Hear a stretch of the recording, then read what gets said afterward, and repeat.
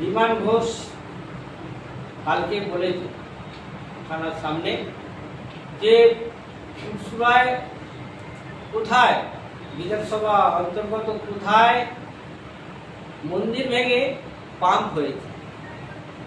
আমি বিমান ঘোষকে বলতে চাই, মন্দির ভেঙে কোথায় পাম্প হয়েছে এটা কিন্তু আপনি ভালো করেই জানেন। আপনি যখন বিধানসভার বিধায়ক ছিলেন তখন আপনার নামে পোস্টার পড়েছিল। ওই হেলানে কুন্ডুর ইলেকট্রিকের পাশে যে পাম্পটি হয়েছে, ওই পাম্পটি ওইখান করে স্থানীয় মানুষ কি বলছে আমি শুধু আপনাদেরকে দেখাতে চাই যে ওনারা কি বলছে। এইখানে ওনাদের বক্তব্য আপনারা শুনবেন। যিনি সেক্রেটারি ছিলেন, সভাপতি ছিলেন, তাদের বিমান ঘোষ ফার্মাত পাঠিয়ে তাদেরকে মারধর করা হয়েছে। হ্যাঁ, ইনি থাকেননি, ইনি সাধারণ মানুষ যারা ছিলেন আগে, তাদেরকে মারধর করা হয়েছে। আরামবাগে মেডিকেলে ভর্তি ছিল, তারপরে আবার ওইখান থেকে আবার কলকাতায় তাদেরকে এফআইআর করা হয়েছে। কোন সময়টা ওইটা হচ্ছিল? ওইটা আপনার 2019 সাল থেকে ওইটা শুরু হয়েছে। 2021 সালে বিধানসভার বিধায়ক বিমান ঘোষ।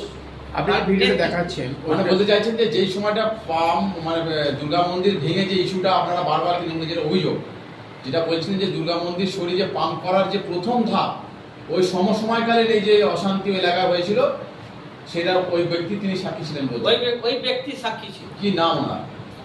ওনার নাম ওই স্থানীয় ওইখানকার মানুষ। তার বক্তব্য কি? ওনার বক্তব্য হচ্ছে এইখানে বিমান ঘোষের নেতৃত্বে আরামবাগ জেলার সভাপতি ছিল বিজেপি, ওনার নেতৃত্বে এই কর্মকাণ্ডটা হয়েছে। আপত্তি করার তারে থানায় গেছিলেন সেক্রেটারি, সভাপতি, তাদেরকে ফেরার পথে মারধর করা হয়েছে এবং তাদের টোটাল কি কি ঘটনা ঘটেছে আমি আপনাদেরকে তার রেকর্ড আমি আপনাদেরকে সমস্ত দিয়ে দেবো, আপনারা দেখুন। উনি বলছেন, ওইখান করে স্থানীয় মানুষ বলছে। কি রেকর্ডটা একটু শোনান না। বিমান ঘোষ বলতে চাইছেন কি?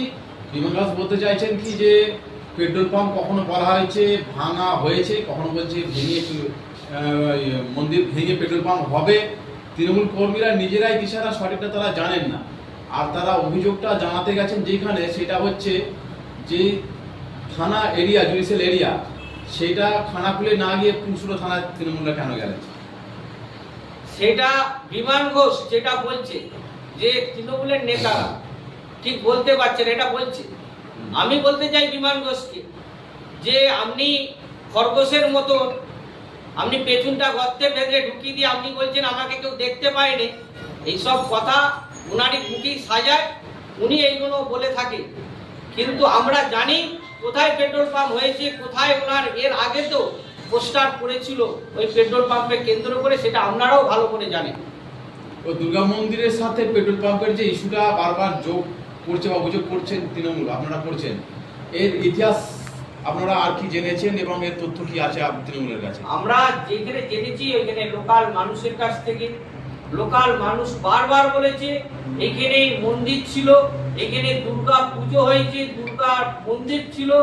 এটা আপনারাও ঠিক ভালো করে জানেন। এই মন্দির আমাদেরকে ফিরিয়ে দেওয়া হোক, ওইখান করে মানুষের বক্তব্য। তারা কি ওখানকার যে মানুষের বক্তব্য, তারা কি কোনো প্রশাসনিক লেভেলে গেছেন অভিযোগ করতে? গিয়েছিল কখনো? তারা গেছিল বলেই তো তাদেরকে মারধর করা হয়েছিল। তারা থানা থেকে ফেরার পথে তাদেরকে মারধর করে তাদেরকে আরামবাগে ভর্তিও হয়েছিল, সেটাও আপনি নেবেন। মানে মন্দির ভেঙে পেট্রোল পাম্প যে করা প্রক্রিয়াটা শুরু যখন হয়েছিল, এই অভিযোগ জানাতে গিয়েছিল। হ্যাঁ, অভিযোগ জানাতে গেছিল, তারপরেই ওটা ফেরার পথে মারধর করা হয়েছে। কারা গিয়েছিল? ওটা বিমান ঘোষের লোকেরা। এটা তো নতুন করে কিছু নেই। অভিযোগ জানাতে কারা গেছিল? অভিযোগ জানাতে কারা গেছিলেন? সেক্রেটারি, সভাপতি গেছিল। এখন কি হ্যাঁ, কোথাকার সেক্রেটারি সহ? আমি ওখানে হেলানের যেটা ব্যবসা কমিটি যারা আছে তাদের। আপনারা অর্থাৎ তৃণমূল কংগ্রেস কি ওই ব্যবসায়ী সমিতিদের পাশে আছেন? আমরা অবশ্যই আছি। আমরা টোটাল আমাদের দিদিমণির ভাবমূর্তি যেটা দেখছেন, আমরা ব্যবসাদার কমিটি তাদের সঙ্গে আছি, তাদের অসময়ে আছি, তাদের সুখ দুঃখে আছি। আর যে ওই একটা ইস্যু উঠে আসছে, কাউকে কি সাজানো নিয়ে কি বিষয়টা উঠে আসছে একটা, যে মিছিলে হাঁটানো হয়েছিল? দেখুন, মিছিলে হাঁটানো হয়েছিল, কাউকে বলে উঠে আসছে এইসব, বলছে নাকি কালী সাজানো হয়েছিল একটা সংখ্যালঘু ভাই।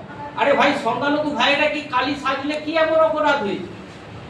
মা কালী তো সকলের। এই যে আমরা কাশীনাথ বিশ্বনাথে যাই, আমরা সেইখানে যে কি দেখি, উস্তাদ আমরা শুনে এসেছি দীর্ঘদিনের আগে, পুরাতন আগে সানাই বাজত, উস্তাদ বিসমিল্লাহ খান, ওনার সুর সানাই বাজত। তাতে কি হয়েছে? এই যে আমরা জবন হরিদাস আমরা দেখেছি, হরে কৃষ্ণ নামে আমরা শুনেছি, জবন হরিদাস যে মুসলিমের ঘরে মানুষ করেছে, তাকে হিন্দুর ঘর থেকে যে মুসলিমের ঘরে মানুষ হয়েছে, হরে কৃষ্ণ নাম করেছে, তার কীর্তন আমরা শুনেছি। এইসব একটা মুডকে ঘোরাবার চেষ্টা করছে বিমান ঘোষ, আর বিমান ঘোষের মুখোশ খুলে যাবে, খুলে গেছে অলরেডি। তার জন্য উনি এখন পাগলার মতন বকে যাচ্ছে। ও জানে না ধর্মকে নিয়ে কে খেলছে, তৃণমূল কংগ্রেস খেলছে না বিজেপি খেলছে, এটা মানুষ বুঝে নিয়েছে। একটা কালীকে সাজানো নিয়ে যদি বিমান ঘোষ এই কথা বলে থাকে, একদম উনি তো অশান্তি লাগাবার মেন কারিগর। এখন টোটাল ধর্ম রাজনীতি করছে বিজেপি বলছে। একদম ধর্ম রাজনীতি করছি। একটা কে কালী সেজেছে তাকে নিয়ে এরকম বিবৃতি দিচ্ছে, তো একদম আমরা দেখেছি আগেতে, বা ঠাকুর দাদার আমলে কি দেখতাম, আমরা দেখতাম বিভিন্ন লোক সং সেজে আসতো, এসে ভিক্ষের মতন ভিক চাইতো, যে আমাকে একটু দাও, চাল দিতাম, আমার ঠাকুমা চাল দিত, আমার কাকিমারা দেখেছি অনেক ভৌরবী আসতো, তাদেরকে চাল পয়সা দিত। তাদের কি হয়েছে? সব বিমান ঘোষ কি জিনিস বাসি জেনে নিয়েছে, শুধু সময়ের অপেক্ষা। বিমান ঘোষের বিমান ঘোষের পরেও বলছে তৃণমূল যাই করুক আমরা 50,000 বেশি ভোটে জিতবো। কি বলবেন? 50,000 বেশি ভোটে জিতবে বলছে। আমি আপনাকে আজকে সাংবাদিক সম্মেলন করে বলছি, 50,000 বেশি যদি ভোটে বিমান ঘোষ জেতে, আমি আমার জায়গা থেকে আমি বলছি, আমি ন্যাড়া হয়ে পুরসুরা বিধানসভা ঘুরবো, আর বিমান ঘোষকে ন্যাড়া হয়ে পুরসুরা বিধানসভা ঘুরতে হবে। এটা আপনাদের মাধ্যম দিয়ে যেন বিমান ঘোষকে জানিয়ে দেওয়া হয়। আর বিমান ঘোষ হারবে, এটা নিশ্চিত। পুরসভা বিধানসভার ক্ষেত্রেতে এখন যেটা দেখা যাচ্ছে যে বিজেপির নেতৃত্বরা তারা নাকি বলছে তারা একাট্টা হয়ে আছে, এবং তারা এই বিধানসভার মানে যারা বিজেপি নেতৃত্ব তারা বলছেন যে আমরা জয়ের ব্যাপারে কিন্তু অনেকটাই নিশ্চিত, কেন তৃণমূলের একটা বিভাজনকে ওরা কাজে লাগাবার চেষ্টা করে। আরে বিমান ঘোষের সময় ঘন্টা বেজে গেছে, আর কয়েকটা দিন ওয়েট করুন। বিমান ঘোষের দিক থেকে কত মানুষ জয়েন করবে ও নিজেই কল্পনা করতে পারবেন। আমার কাছে ফোন আছে, ওনার দল থেকে ফোন করছে যে আমরা জয়েন হব।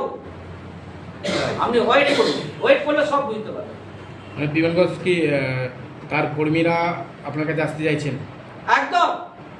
ওনার উন্নয়ন নেই, মাননীয় মুখ্যমন্ত্রী যে উন্নয়ন করেছে, মাননীয় মুখ্যমন্ত্রী যে যুব সাথী বার করেছে, যে ভূমিহীনদের কৃষক যেটা দিচ্ছেন 4,000 টাকা বছরে, এরপরে লক্ষ্মী ভান্ডার বাড়িয়েছে, মানুষ পাগলা হয়ে যাবে আনন্দ। বিমান ঘোষ খেপে যাবে। শীততাপ নিয়ন্ত্রিত অত্যাধুনিক রেস্টুরেন্ট ময়ূখ রেস্টুরেন্ট। এখানে পাবেন চাইনিজ, পোলাও, বিরিয়ানি, তন্দুরি সহ সমস্ত রকম খাবার। এছাড়াও কাস্টমারদের সুবিধার্থে হোম ডেলিভারির বিশেষ ব্যবস্থা রয়েছে।